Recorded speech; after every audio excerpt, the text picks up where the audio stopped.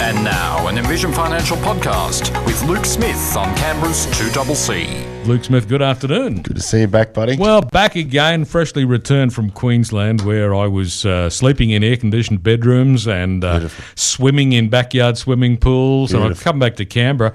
I don't have air conditioning at my apartment. Ooh. I don't have a swimming pool at my apartment. I've got to tough this one out, Luke.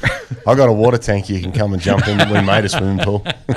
Well, that's right. Well, you're out in the country, aren't you? So Yeah. We actually took a water tank and made it a pool, which was quite cool. So, kids are very excited. Ah, yes. Nothing like a bit of outdoor water play in the Australian summer. That's it.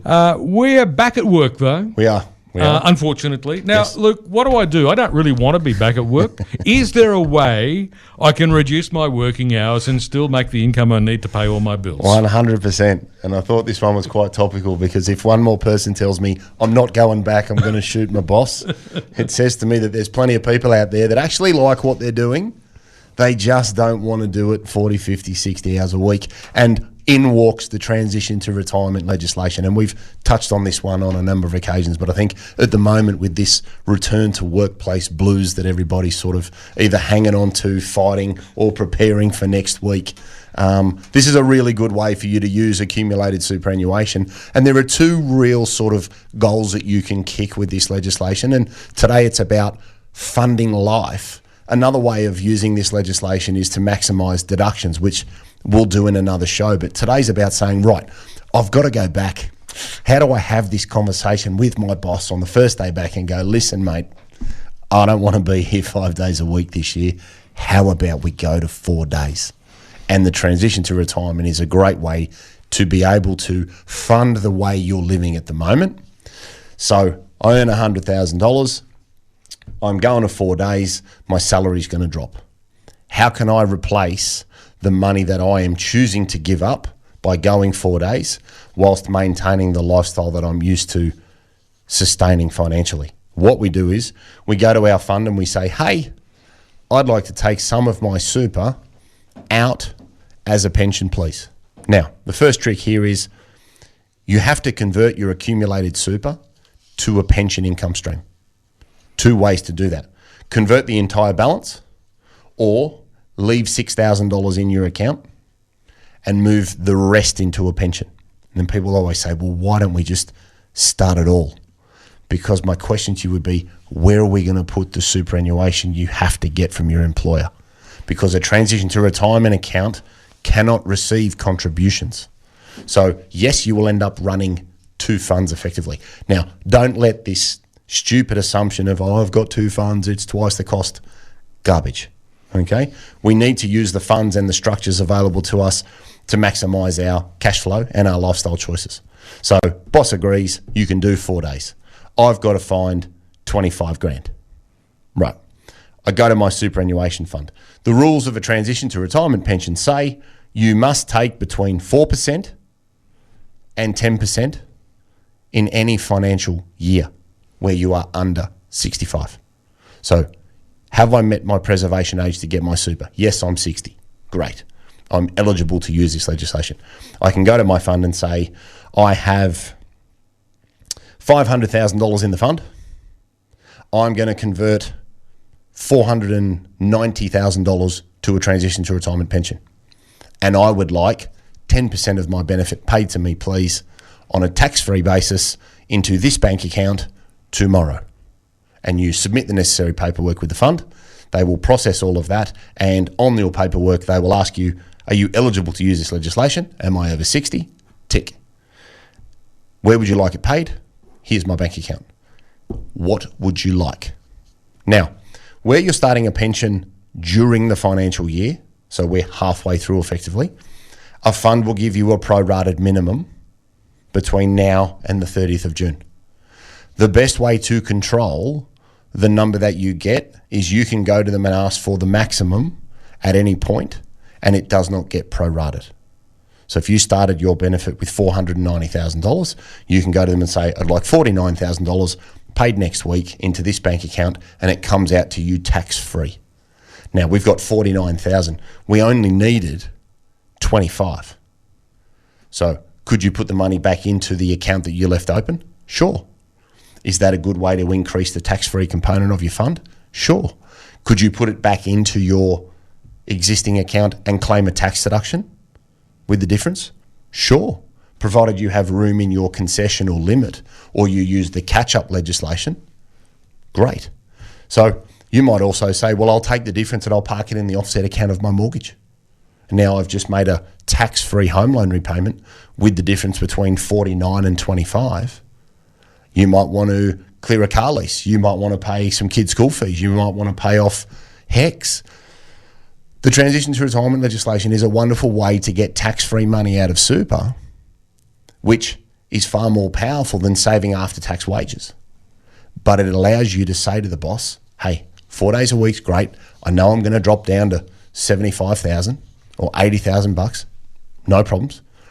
And you will receive less superannuation because now you're not earning 100, you're earning 80. And you can still bolster your superannuation with proceeds. You can still make deductible contributions, but you can only take a maximum of 10% out of the balance of the fund, which will be taxed in exactly the same manner as your accumulation account has been up until the day you start the pension. So you pay 15% tax on earnings, you still pay capital gains, you still get a discount for assets owned for more than 12 months. So a transition to retirement structure is not internally tax-free like an account-based pension. The government stopped that a number of years ago because it was too generous in their eyes.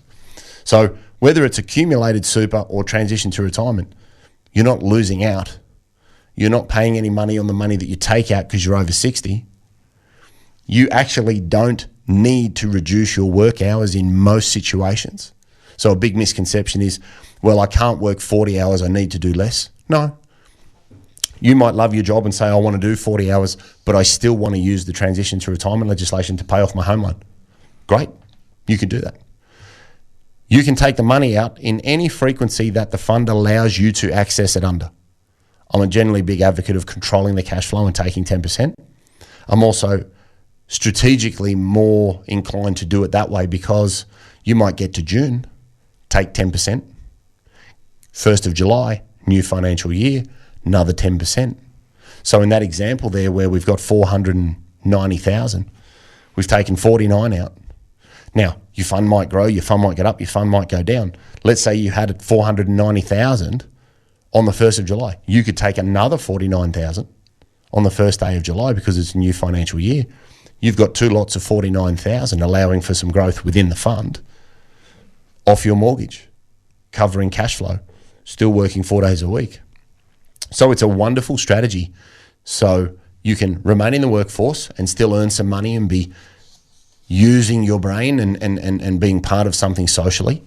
But it's a great way to just free up a little bit of time so that you can then do some other things and maybe work on your golf handicap, learn how to ride a horse, play the guitar, whatever it is that people want to do with their spare time. Now, of course, most of us have our money in a superannuation fund, which might be an industry fund, it might be a retail super fund, but this is Canberra. There's a lot of people that have got special kinds of superannuation, aren't there? So yeah, there are. Are there any restrictions for those? Yeah, there are. So you can use the transition to retirement legislation where you're in the CSS. You can't use it in the PSS. Okay, that's probably the main caveat. Because the older funds are pensioned by default. MSBS and DFRDB are in a similar situation where CSS is a pension scheme with a lump sum option and the PSS is the conversion of a lump sum to a pension. So there are still some CSS workers out there in that fund. You can use it in that situation, but you cannot use it in the PSS scenario from a retail consumer perspective. Any other super fund should allow you to take advantage of this. Another thing I would point out as well is it's not a change of underlying assets. So another big misconception I hear is, well, people go, well, I'll cash in all my assets and then I'll put them into the pension. If you're in the balanced option with your super fund and you move over to the transition to retirement pension, that balanced option will carry over. So you don't need to go and change your underlying risk profile or underlying assets if you don't want to. But I find a lot of people come in and go, okay, well, we'll cash all that out. We'll put this in cash over here. And then this is what we'll do. Your existing provider will internally facilitate the commencement of that pension for you. In a self-managed super fund, it's done via your accountant in the tax return of the fund, and the necessary minutes and trustee paperwork is completed to notify the trustees, which is generally the two members, that one of the members is starting a transition to retirement pension, and those assets are quarantined inside that vehicle. So there are some administrative do's and don'ts, but it's not a difficult process. It's something that people can definitely do on their own. But just remember that it's very advantageous to leave at least $6,000 in your superannuation account and convert the rest into a pension. That way you don't need to go back to your employer and give them new details in relation to a contribution, because if you start a pension with your entire balance and they try and put money into your pension account, the money will bounce and HR will be coming back to you going, have you done anything with your super? The money's bounced back. What's happened? By leaving that account open that you're using at the moment with $6,000 in it, it removes any of that administrative HR headaches.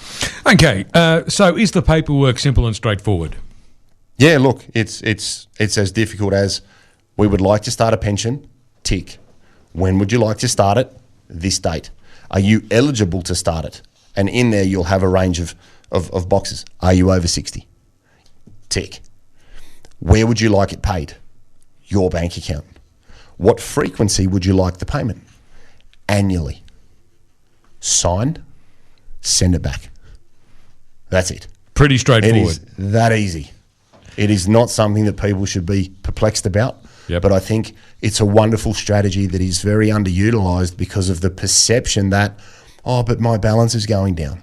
Yeah, but what's your time worth? How long do you want to work 5 days? Could you keep doing what you're doing and maintain a better lifestyle, having 1 or 2 days off? Could you keep working 5 days a week because you love your job and just pay down your house a lot quicker? There are a number of reasons why transition to retirement is great, and it's always a strategic consideration about the benefits and the considerations that are right for your situation as an individual. And one of the things you could do with the money is put a big bunch of it back into superannuation again. Totally. For the tax benefits that you hinted about that we might talk about in another program. Done, for sure. That's the second part of this legislation. Today's more about the emotional baggage of going back to work after a lovely hot summer holiday. But yeah, we'll touch on the deduction side of it in another show. Well, the reason I'm back in the office is the air conditioning. It's as simple as that. I'm in here because it's too hot to play golf.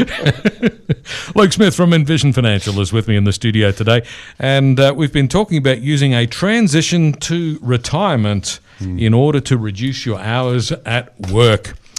I think it's a lofty goal. Luke, I think this is an honourable achievement, reducing the hours at work. I'm going to have a word to my boss when I go back.